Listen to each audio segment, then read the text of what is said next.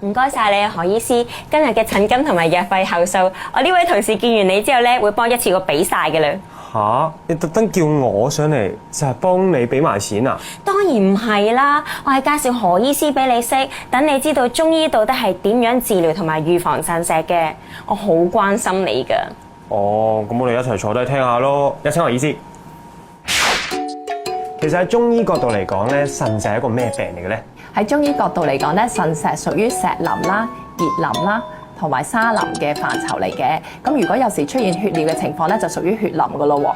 臨床上咧會見到腰痛啦、腎區痛啦，有時尿路會不暢啦，或者係中斷嘅，甚至會出現尿閉呢個情況。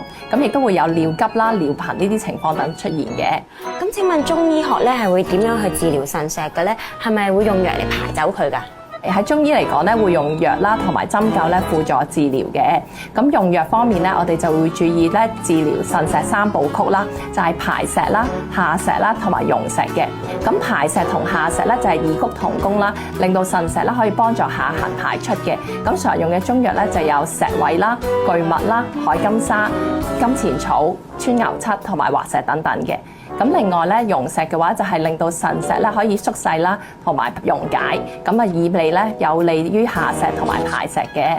咁我哋咧都會有時可以有啲穴位咧可以幫助按摩咧，就去預防腎石嘅。當中咧就包括三陰交穴啦、湧泉穴啦，同埋腎腧穴嘅。咁一般咧，中醫治療腎石嘅整個療程咧，有冇話需要幾耐㗎？對於一啲比較細小嘅腎石咧，例如係0.2 cm 至0.5 cm 嘅腎石嚟講咧，一般治療2至4週咧就可以順利排出㗎啦。但係對於一啲反覆發作嘅病人嚟講咧，就要治療3至4個月咧。咁呢啲反覆發作嘅病人咧就可以減少佢哋嘅發生。咁如果想預防腎石，有冇一啲湯水或者食療可以介紹一下呢？有㗎，我今日咧就帶咗咧利尿茶啦，同埋咧排石湯俾大家嘅。咁呢個利尿茶咧，分別就有金錢草啦，同埋車前子，仲有甘草。咁另外咧，排石湯咧就用咗金錢草啦、雞內金啦，同埋海金沙嘅。咁兩者咧都可以用500毫升嘅水啦，煮大概30至40分鐘就可以飲用㗎啦。咁飲用咗之後咧，就可以大概咧做跳躍嘅動作5至10分鐘，去幫助咧腎石順利咁排出嘅喎。不過要注意翻咧，孕婦嘅病人咧就唔適宜飲用，最好問下你哋嘅註冊中醫師先為之正確㗎。明白晒，唔該何醫師。